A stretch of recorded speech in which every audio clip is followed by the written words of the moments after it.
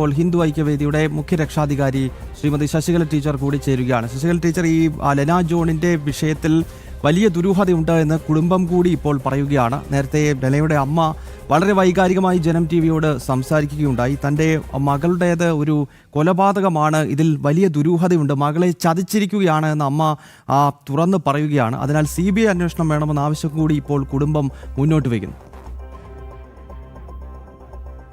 മനസ്സിൽ മാത്രമല്ല, അന്ന് ആ മരണത്തെ പറ്റിയുള്ള വാർത്ത കേട്ട എല്ലാവരിലും ആ ഒരു ദുരൂഹത തോന്നിയിട്ടുണ്ട്. കാരണം കെട്ടിച്ചമച്ചൊരു കഥയാണ് പറയുന്നത് എന്നുള്ളത്. കുഴിമന്തി കഴിച്ച് അപകടപ്പെട്ടു. കുഴിമന്തി കൂടെ കഴിച്ചവർക്കൊന്നും പറ്റിയില്ല. കുഴിമന്തി കഴിച്ചിട്ടാണെങ്കിൽ ആ ഹോട്ടലിന് നേരെ അന്വേഷണം നടക്കണ്ടേ? അതെന്താണ് സംഭവം എന്നറിയണ്ടേ? എന്തിനാണ് കൂടെയുള്ള ഒരു ഡോക്ടറായി വേഷം കിട്ടിയത്? എന്തിനാണ് അവർ ആശുപത്രിയിൽ നിന്ന് മുങ്ങാൻ ശ്രമിച്ചത്? ഇതിന് ഉത്തരം കിട്ടാത്ത ഒരുപാട് ചോദ്യങ്ങൾ. കേരളത്തിൽ ഇതിന് ഉത്തരം കിട്ടിയ ലേശം ബുദ്ധിമുട്ടാണ്. കാരണം ഇവിടെ കേരള സ്റ്റോറികൾ, പുതിയ ടൈപ്പ് കേരള സ്റ്റോറികൾ ചമയ്ക്കാനുള്ള ശ്രമത്തില് പലപ്പോഴും ആ അമ്മയുടെ കണ്ണീര് കണ്ടു എന്ന് വരുന്നു. ഇവിടെ കല്യാണം കഴിക്കാൻ മുട്ടി വന്നവര് 2 മണിക്കൂറിനോട് കല്യാണം കഴിച്ച് സർട്ടിഫിക്കറ്റും കൊടുത്ത് കേരള സ്റ്റോറി ഉണ്ടാക്കണവർക്ക് തെറ്റ വയറിന്റെ നോവറിയില്ല. അന്നും അവർക്ക് അറിഞ്ഞില്ല, ഇപ്പോഴും അവർക്ക് അറിഞ്ഞില്ല. അപ്പൊ അതുകൊണ്ട് നമ്മൾ അതിന് തുടക്കത്തിൽ തന്നെ ഒരു അന്വേഷണം, മരണം നടന്ന് ശരിക്കും പറഞ്ഞാൽ ബോഡിയുടെ ചൂടാറുന്നതിന്റെ മുമ്പേ ഒരു അമ്മ CBI അന്വേഷണം വേണമെന്ന് പറഞ്ഞാൽ കേരളത്തിന്റെ ഗതികെട്ട അവസ്ഥയാണ് ഈ പറഞ്ഞത്. കേരളത്തിലെ അന്വേഷണ സംവിധാനങ്ങളോട് ഇവിടെയുള്ളവർക്ക് പരിപൂർണമായി വിശ്വാസം നഷ്ടപ്പെട്ടിരിക്കുന്നു എന്നാണ് പറയുന്നത്.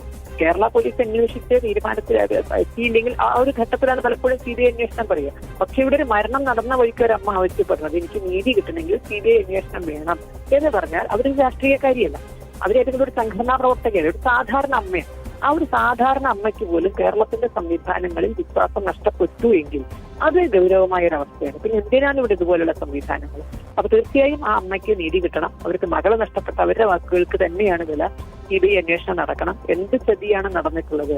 ഇത് ലവ് ജിഹാദിന്റെ ഏത് മുഖമാണ്? ഇത് കൃത്യമായി അനാവരണം ചെയ്യപ്പെട്ടേ മതിയാകൂ. അതുകൊണ്ട് ആ അമ്മയുടെ കണ്ണീരിന് വിലയുണ്ടാകണമെങ്കിൽ ഇത് CBI അന്വേഷണം തന്നെ നടക്കണം. തെളിവൊക്കെ നശിപ്പിച്ചതിന് ശേഷമുള്ള ഒരു അന്വേഷണമല്ല.